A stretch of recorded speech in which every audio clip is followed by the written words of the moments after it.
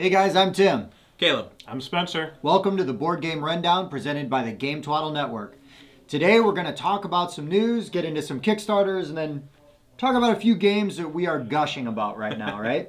So to start off in the news, one of the games that's coming out really soon, its Kickstarter is already fulfilled, and now I'm waiting for it to hit the shelves, is Mezo by Colossal Games. Yes. So Mezo plays from 2 to 4 players. It's mostly an area majority game based on Mayan mythology. There's simultaneous action selection. Certain versions of the game have gigantic, beautiful miniatures, which I love. Always my favorite. There's asymmetrical factions and multiple ways to get Also my favorite. multiple ways to get points. So you're not just going to get points by beating down everybody, right? So think Blood Rage, right? It's okay to lose sometimes. Yep.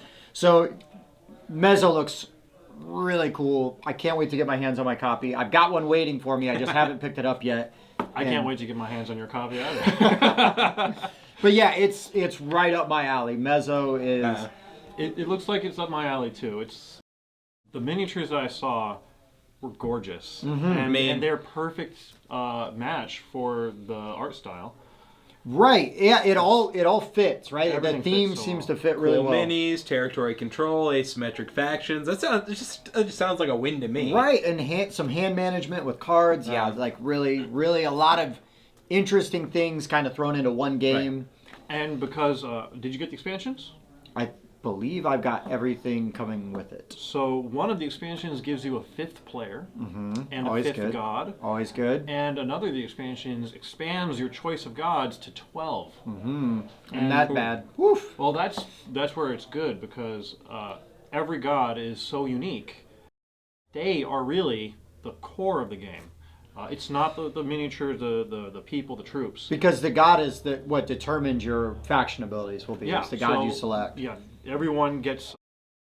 If you get to choose up from between 12 gods, you're going to have a lot of replayability. A ton of replayability, which is also really good in our group, right? Because we're going to want to cycle through and play it a bunch of different times. So yeah, there's Mezo. Super excited. Another game that I was excited to see and then really disappointed like immediately is Touch of Evil, the 10th anniversary edition by Flying Frog Games. So Touch of Evil came out in 2008. It's 2020. So it's not exactly a 10th anniversary edition anymore, but they keep saying it's going to come out. And Touch of Evil is sort of like, it's based in early 19th century. Okay. You're going through a village, it's a co-op, you're trying to take down whatever supernatural, Like gothic werewolves villain. or- Yeah, there It's could be. not only co-op. You can choose right. to be competitive if you Oh, want. Yes. there we go. And it's 2 to 8 players. Yeah, So that'll hit my table. Tons of players. The original game was super popular. It's out of print. It's really hard to find. So it's like, oh, sweet, a 10th anniversary. And then doing a little bit of research, and it's like, oh, it's 12 years now. The 10th anniversary, 12 years later. But you can still They was supposed to come out in the holidays, and before that it was supposed to come out in June. right, it's like you're waiting for a George R.R. Martin book. Like they keep telling you it's going to come, and then it doesn't. And then you're like, well, maybe in the next quarter. Wait till the movie comes out. Right. So, I don't know. We're going to wait and see. We'll keep tabs on it, and we will, obviously, we'll talk about it if it ever comes out. And if it does, they do have a new villain for it. Right, if it comes out. A new epic villain. If it comes out, you'll get to play as the Spectral Horseman. Oh, right. And I kind of like the Headless Horseman. The Headless thing, Horseman So I'd stuff. like to see what. like a nice what it does. Duhan. I just want it to happen. Right? Just want it to The happen. anticipation is half the pleasure, Tim. I guess. But after 2 years 2 now? years, about 2 years, yeah. It stops being anticipation. It's just teasing. Right? See, last I heard, it was supposed to come out this quarter, but then they stopped updating. So it's at some point, Maybe. maybe, hopefully. Or, maybe they'll sell the IP and somebody else will swoop in and make it. That's been known to happen. Finish it. Yeah. We'll see. Our next bit of news is not near as depressing, and something I am very, very, very excited about is the Kemet 1.5 edition. They're calling it Kemet Blood and Sand. So Kemet is a territory control game. It's our second one today so far. where We love territory control games. it's based on Egyptian mythology. There's really awesome tiles. There's also some hand management in it. There's unique monsters you can recruit to help you fight. So the new one, they're saying, is free from the constraints of its existing components. I have no idea what that means, and it kind of scares me because the existing components are really good. Yeah. I brought Kemet. We're going to check it out after we're done shooting today because these guys haven't seen it. And I have a feeling they're going to be very satisfied with the existing components. I was going to say, it's an odd phrase. Free from the constraints of its existing component. Right. So they're redesigning the map. There's some new twists they're going to announce. Well, what I heard is the changes they made were inspired by the very famous and difficult to find Dune game. Sure. So well, I want to try that. I have the new Dune. Okay. And I have the Twilight Imperial version of Dune, which is called Rex. Okay. I do not have the original, like 1977, 1978 Dune. No, but now we're going to have Egypt doomed. I'm fine with that. But that's so different than what the original Kemet is. So that, to me, that doesn't say that's a 1.5. To me, that is a 2.0, right? That is a whole new... Well, I think it was supposed to be 1.5, and now they're saying it's 1.5 and beyond. Oh, sure. So, I don't know. Now I'm getting less optimistic. I started off very happy about this, and now I'm getting nervous. Very nervous. Sorry to do that to you. But they're going to redesign a map. There's going to be new stuff. Right. It's Madagot Games. They're a very small publishing company. Okay. And they're actually... Now they've announced that they're going to, when they do publish it, they're going to go through Kickstarter to do it. I do not foresee it having any problem funding because Kemet is very popular. The expansions for Kemet are super popular and hard to get. I don't have them. I have Cyclades, I have Kemet, but I do not have the one that allows you to play them together. So Cyclades is the Greek version. Ooh. Yeah, and it plays completely different. Of course it does. And it's still a really good game. I love me some Greek. So, Kemet, Blood and Sand, again, we will be talking about it because I want to talk about it. So hopefully it's interesting to everybody else. Spencer, you've got one for us, don't you? Yes. So there's an expansion coming out to the classic, well, the modern classic. The modern classic. Azul, which is the strategy game, tile placement. It's called Crystal Mosaic. It's really two parts, and I think one of these parts has been a long time coming. It is a plastic overlay that goes on top of the board so that your tiles fit into little recesses and they don't move around. Oh, that'd be nice. Yeah. That'd be nice. I'm fine with Azul. Like, if we're like at a meetup and people want to play a lighter game, or I don't have a ton of time, I will sit down and play an Azul game. But I don't own Azul. I probably am fine not owning Azul. I like Sagrada better. They kind of came out at the same time. I like Sagrada better as well. And they're completely different, but I kind of linked them together in my brain because they hit the scene at the same time. And they're both kind of that kind of artistic, kind of stylistic, kind of light game. Right. And Azul's fine. I don't hate Azul or anything like that. It's just, I picked one. I picked Sagrada. I'm happy with that. I think I'm kind of on that train too. But I don't know, man. I will play other variations, right? Because I want to convince me, right? I love games, so convince me. Well, the other half of that is they've included new double-sided player mats with little strategy goals on them. So you can only put a certain kind of tile here, or if you put this tile here, you get double points. Okay. So maybe it might give it, makes it a little more interesting. Fresh air. Or it sounds like a Scrabble board.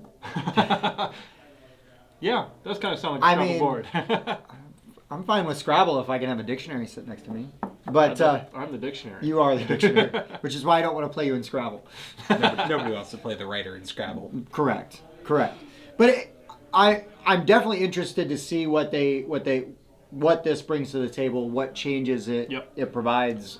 So if somebody has it at a meetup, I'm definitely going to check it out. Absolutely. It's supposed to come out in March of this year and hit retailers in June.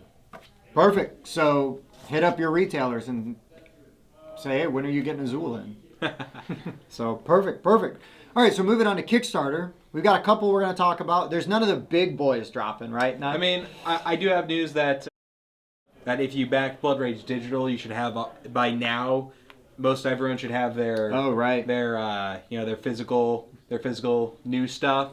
Comes in a really nice box if you back that, and then all the new sculpts are gorgeous. I had the opportunity to see them yesterday, and they look amazing. They look great. So, if you back that, then you can look forward to it. So let me ask you a question then, while we're talking about that. Because I was the original Blood Rage Kickstarter backer. Did not touch the digital one. Didn't get anything for it. You came in late, bought all your stuff, secondary market, aftermarket, whatever.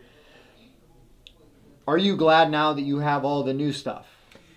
Yeah, so I'm happy with it because yes, I got all of the original Kickstarter stuff in a different sculpt, but I also got new stuff. Right. So I got a couple of new monsters. I got a resculpt of the Kickstarter exclusive clan, the Boar clan. They switched over to the Stag clan. I don't have the Boar clan. I don't really feel like I need the Boar clan. Sure. I mean, you just need to be able to play 5 players. Exactly. Right? And I've got 6 clans, so I can play 5 players. Right. No problem. And then the new God sculpts are all gorgeous. The golden God. The gold is are really nice. Better than the macaroni and cheese gods that we had before. Yeah, no, they definitely look better. I think my favorite is Odin. Yeah. His throne. Right. And it looks golden throne. Yeah, no. It looks magnificent. So, answer is yes. I am glad that I came in after the fact, and I would have liked some of the original stuff. There's still value in them. Oh yeah, like, for sure. You know, that original first player marker that's like the axe. Right. You know, that's cool as all get out. But I've got a golden horn. Yeah, the golden horn's really nice. I will say, looking at your stuff, and I love Blood Rage. I know you love Blood Rage. We play it together often. I don't feel like the FOMO, that fear of missing out, that I get with some things. Right. But I do like to admire it. And I guess maybe some of that is because I know I will see that stuff really often because of you, and that's a compliment, right? Like, so it's not like, oh, I saw one guy had it one time, I'll never see that stuff again. Right. So since it's kind of in my circle, I feel better and not like, oh, I gotta go out and get it, I gotta go find it. I have to have it. Yeah. So, but yeah, I was really interested to see how that was gonna play out, because for me, as an original backer, I didn't know that I didn't really need the alternative sculpts at the time. I was interested in the new monsters and things like that, but I was kind of lazy and didn't want to research and like go through and try to pick and choose like all the exact things I needed. So anyway, so thanks for the update, because that's something I don't have one, but about. I hear the neoprene mat is gorgeous. But like I said, I don't have one. Storing those is I love them, but storing and transporting them are not just always a pain. not always fun. Not always fun. So, in other Kickstarter news, In other news, and now for something completely different. we are going to go a little piratey tonight. I like this. This looks really cool. Yeah, it's called Tortuga 2199. It is Space Pirates. So, what's better than pirates? Space Pirates. Perfect. It's an area control deck builder, which means replayability constantly.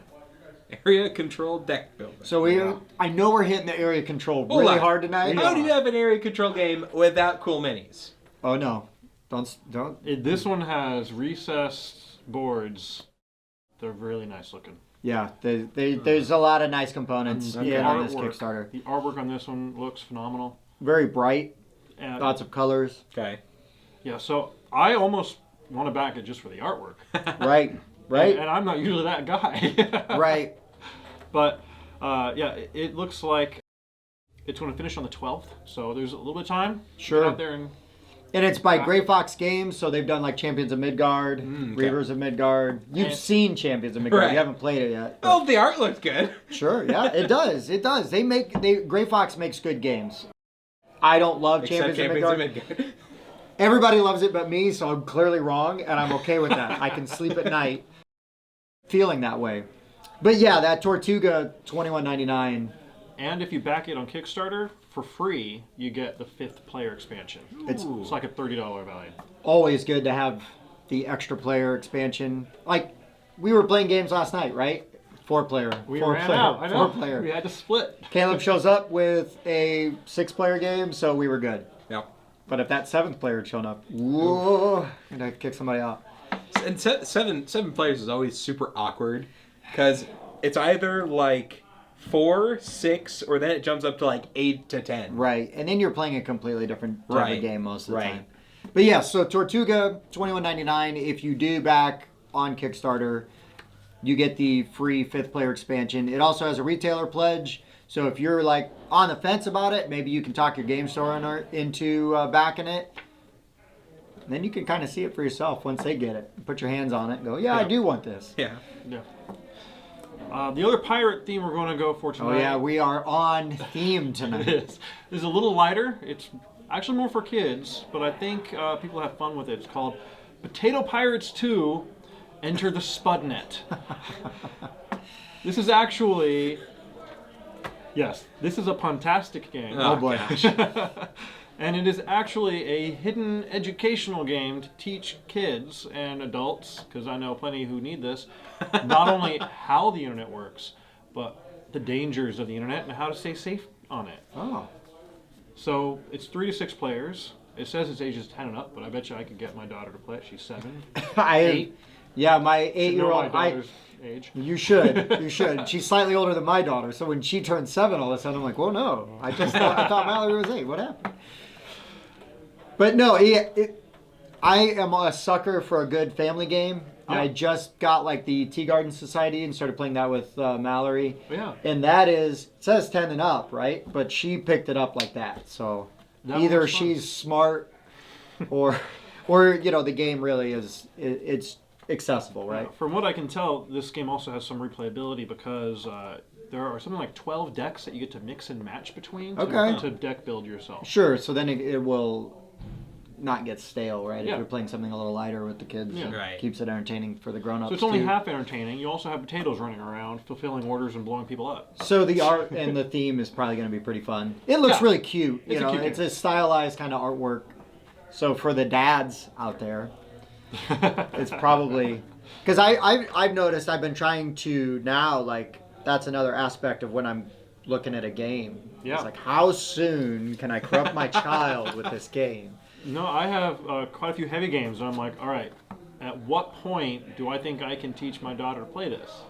Right. Well, you also have to either then be okay with losing or making her cry if she loses.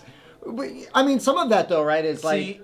I know a guy, and he plays games with his kid. His son is like, I think 8 or so. Okay. And he always gives his son the option.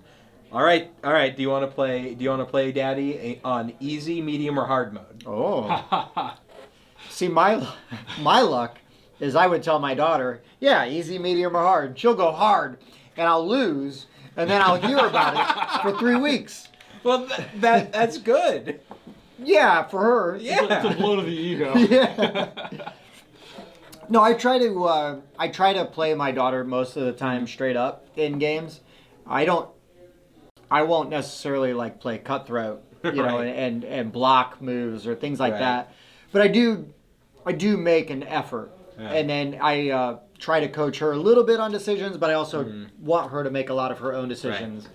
Yeah, I often have to do a little bit of coaching, and sometimes it's behind the scenes coaching where I make a really stupid move on purpose and I'm winking. And Right. But go for co-op games, and then if you lose together. But family games, man, I've always got a soft spot for them if they're halfway good, right? Even if you just, because some of them are just junk, and that's fine, whatever. But if you can find some good family games, break and out. even if there's a little something there, doesn't have to be much. Just give me something. Just has to be the dash of pixie dust. Just a little sprinkle in there.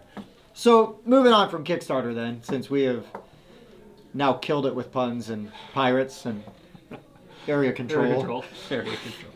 Which we still might get back into that territory very quickly. Yep. We're now going to talk about we've each picked a game in our head that we are kind of obsessed with right now, really want to play or talk about, or just want everybody else to kind of know about, right?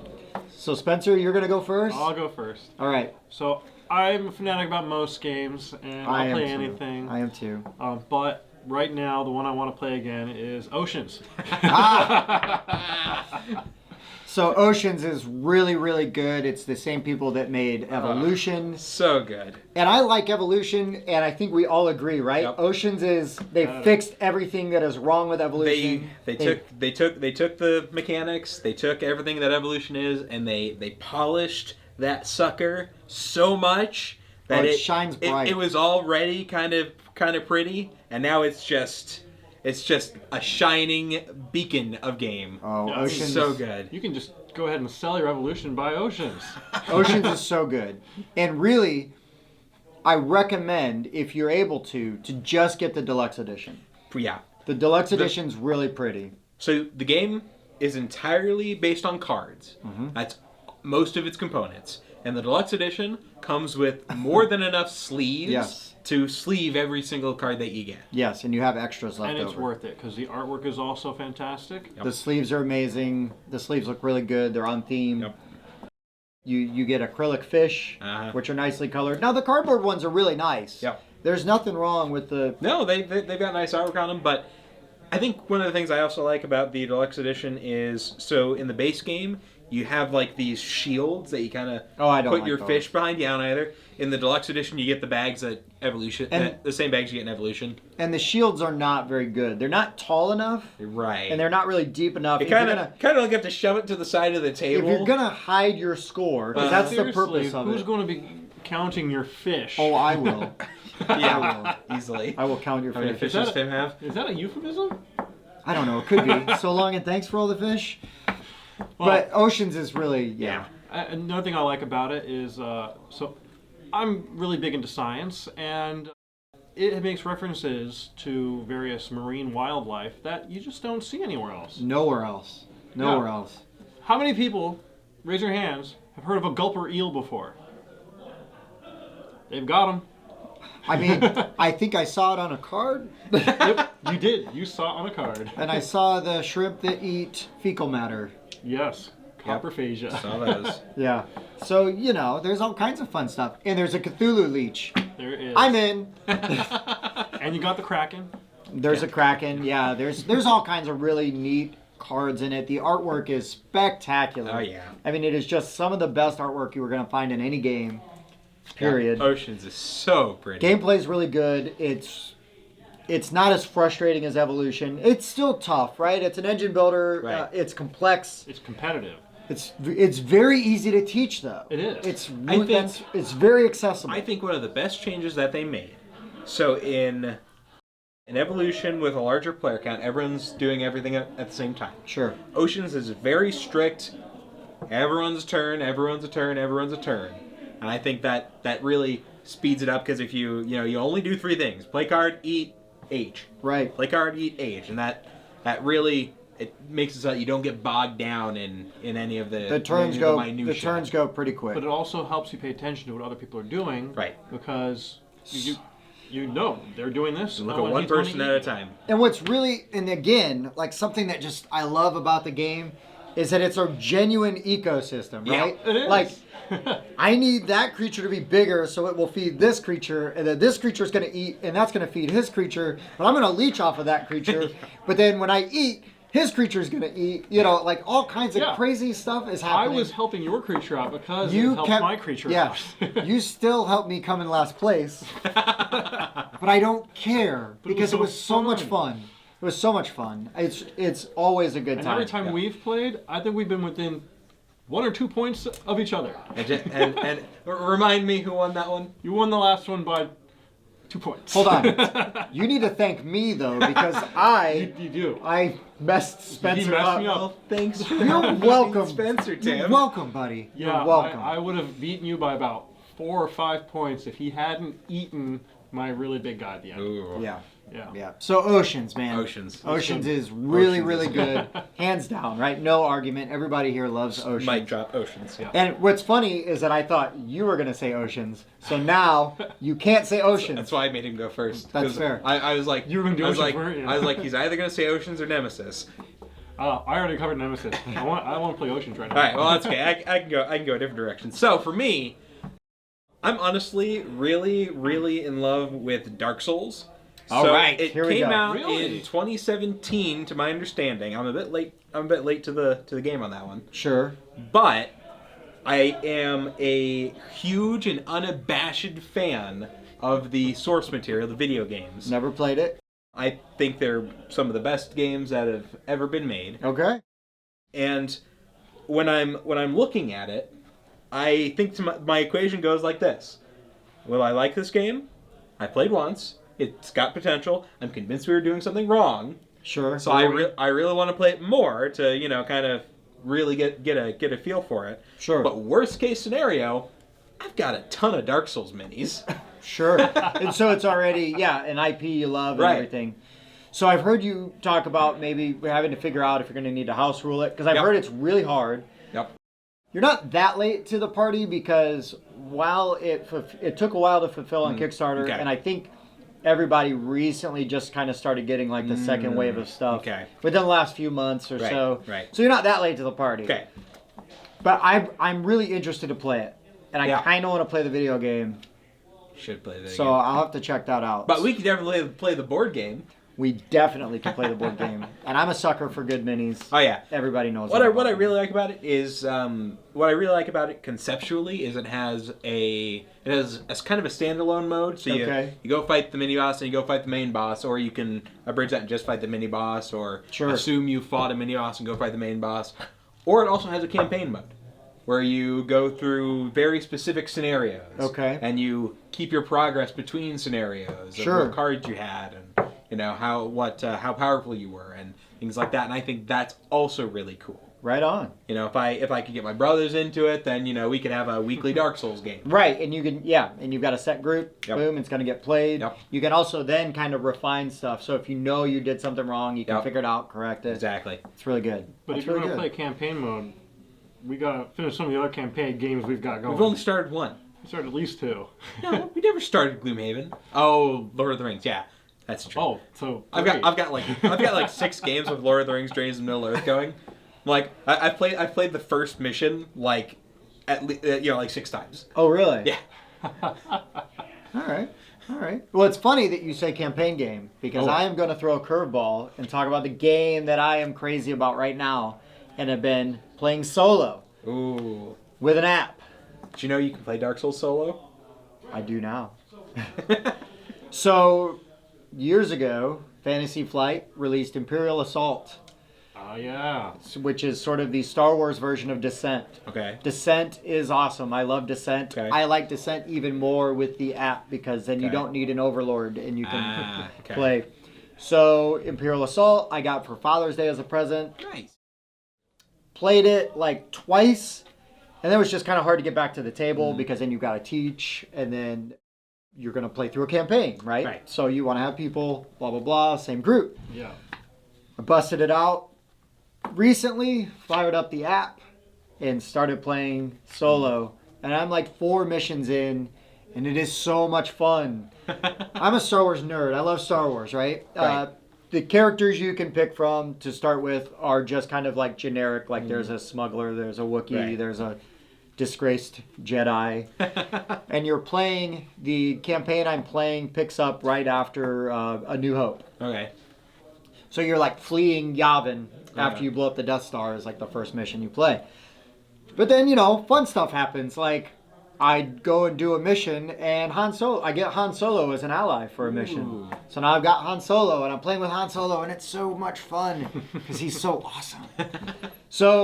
But the app is really awesome because it tells you how to set up part of the map, and then when you like open up a door, it tells you to get out these tiles, right? And you set up the next part of the map. So kind of like Journeys in Middle Earth. And then it will you think you're doing really well, and then it starts randomly spawning more enemies. It gets so tough sometimes. But I really love it. I love the challenge of it. It is something that definitely, like, if you guys ever want to play like that or Descent, because the other cool thing is on the app, you put in, I've got the base game and I've got these expansions. And then the app integrates the expansions for you. So if I have, and I do, the Boba Fett miniature, or actually a really good example, the IG-88 miniature, so the assassin droid, right? he just popped up in one mission and just started beating the crap out of me. That's what they do. It is. And I was like, well, this is bad. This is really bad. But we drove him off. We didn't kill him. When I beat him, he fled. So I know he's going to come back, which is terrifying. Recurring character. Because he can come back anytime. Right, anytime. So that is kind of interesting. So it's really a good experience. I'm having a good time playing it. I think actually what I might do is like if my daughter, sometimes she'll walk by and be like, what are you doing? And so I might even get her to come up and sit and I'll just handle the rules for her. Right. But like, hey, do you want to move here? Do you want to attack this guy? I think you can simplify it enough and still play the game the right way. Right. Because it's straight co-op, and you just do the heavy lifting. Because I'm playing with 3 characters. I'm not going up. Right. You can play up to 4. I'm running 3 characters, so I'm playing 3-handed. But I don't mind. Right. It's a really good time. So Imperial Assault with the app. And the app's free. What were you going to say? I'm sorry. Well, the idea of having the app with an IP like Star Wars, so it's telling a story in the Star Wars universe. Right. Yeah, I've not had one that does that. And I can't even think of one that does that. And it's running adjacent to the already known like Star Wars canon stuff, right? So there is a throwaway line in Empire Strikes Back where Han Solo references something like, well, not after what happened at Ord Mantell, like he's ready to go, kind of thing. A mission I did with Han Solo was at Ord Mantell. So they really integrate, they find these little things, and I'm a nerd, so I realize that not a lot of people are going to go, oh yeah, that's awesome. But I was salivating at the prospect. Yeah, I like that idea. I want to play this game too. It's excellent. It's a lot of fun. Your characters, you get new abilities as you complete missions. You're getting better gear. So you're leveling up, but you're not leveling up. So it's like leveling up light. So there's not like, oh, I need to spend these many experience points. In D&D, right, where you're trying to go through a whole book of traits. It basically says you can take this trait or this trait. And I'm like, I'll take this one. And then now that is in my little baggie that I put all the guys in that I'm using. And then when I play, I just pop that baggie out of my party, set them all up, rock and roll. Yeah, I'm going to have to look at more app games. And Descent would be a really good one to do, I think, with our group as well. And I have way more stuff for Descent than I do for Star Wars, because I got into Descent earlier and was actually playing a campaign with some friends, and we would run a campaign for about a year of Descent, just out of the book, in the box that came with it. But now there's the app, and so I don't have to play as the Overlord. I can play as the heroes. Now playing as the Overlord is fun. But it's also fun when you have teammates. Like you and I are really good teammates, right? When we play co-op games. Yeah. We jive, right? Oh yeah. So for me, that's part of the fun, the experience. So app driven, which sometimes scares me. Like if it ever stops getting supported, I'll be like, no. But for right now, it still works. So I'm very happy. Right. It's a little bit of an older game, not hard to get. Most game stores have it. Keep your old phone. I know, right? Seriously. I've got an old Kindle that I use for stuff like that. When it dies, or when you replace your phone, just take the old one and put it in the box. That's true. With a charger. Right. Yeah, definitely with a charger. Please, with a charger. With a charger. So is there any other things that are pressing or you guys are gushing about, going crazy about, before we send everybody off into the good night? This isn't a trick question. Before we wrap up, I just wanted to give anybody the floor that needed it or wanted it for anything else. There are so many games that I want to gush about. Right. I want to play. We will do that, right? So keep them in your pocket. Yeah. Because that's what makes this fun, right? Is for me, because now I have a feeling, right? There's a Dark Souls game in my future. And I have a feeling that there is an Imperial Assault or Descent game in my future. And I know later on we're going to play Kemet. Oh, yeah. And these guys are going to go bonkers for Kemet. I have a feeling. And I would like to play Race for the Galaxy Arc 3. What? So Race for the Galaxy is a card game. Right, I'm aware. Where it's a tableau builder. Right. And it has 3 different arcs of expansions. Okay. The first arc of expansions has 3 expansions that can work together. And then they have Arc 2, which you cannot play with the Arc 1 expansions. Okay. And now they have Arc 3. I have not played all of Arc 2, and I have not even touched Arc 3 yet. Do you own all of Arc 3? I own all of Arc 3. All of it. Yes. Okay. So I think as friends, we have to help you get through Arc 2 so that that's currently like my duty. Do you see what he did here? Yeah. You see what he did here, right? You got us on camera. Yeah. Well, you guys got 2 games off of my shelf of shame last night, so That's true. I do that's kind of cool. owe you. Which ones are those? Well, Crossfire. that was fun. Crossfire is a ton of fun, right? Little social deduction with a twist. It plays very fast. It's literally 4 minutes. Do you even have a gun? Do you have a gun? Because if you don't, you got to put it down. No, I don't have a gun. Oh yeah, you're dead. Oh.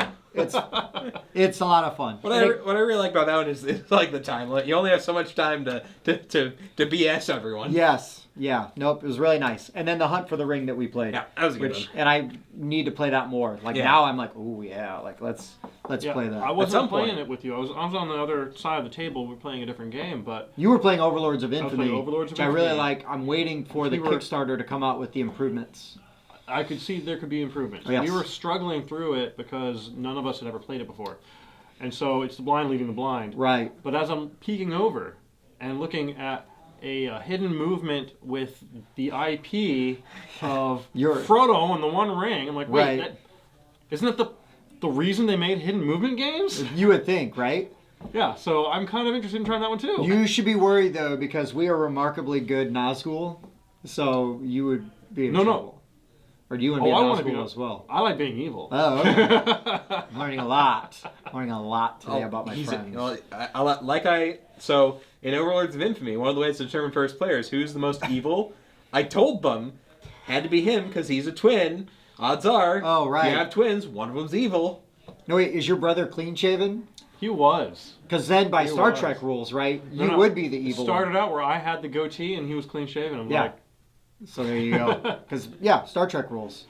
You're the evil one. Unfortunately, now it's a toss-up because he's grown his mustache into a curl. Oh. I'm like, I don't know now. I don't know if hipsters can be evil, though. That's just hipster. But now he can... Like an evil villain. No, I get it. Like, I mean, I get it. But the hipsters have ruined it. Yeah, they've taken it away. They've taken away the dastardliness. Now I have to think of my twin as a hipster. Yeah. You know what you have to show me at some point? War for the Ring. Yes. I've heard so many things about it. Also on my shelf of shame. And Really? It's one of those games where I'm like, I either will hate this game or I have to have it. No, you're probably going to have it. The only problem that I have had with War of the Ring so far, because I've not been able to play it, is it takes a long time, which is fine. Right. 2-player. 2-player. And that's really tough sometimes. Uh-huh. I love 2-player games, but most of the 2-player games, it's like, hey man, we got a half an hour to kill before everybody gets here. Let's just play Star Realms or Terrors of London. Or, I don't know, any two. Think of a 2-player game. Seven Wonders Duel. Right. Patchwork. Anything. Yeah, patchwork. So... The 2-player games are the reason why if there's only one other guy coming to my game night, come on. We got a bunch of 2-player games. This is the only chance I get to play them. Well, what you're going to have to do is when you break off into the group, just steal one other person. Take the 2-player games. Play a 2-player game. Yeah. Well, I think that's all we have for you guys tonight. Hopefully we have been a little bit informative. At the very least entertaining. At the very least entertaining. So from the Board Game Rundown, I've been Tim. I'm Caleb. I'm Spencer. Keep watching Game Twaddle and have a good night. Thanks for watching Board Game Rundown. If you liked what you saw, give us a thumbs up. Hit subscribe. And definitely ring that bell.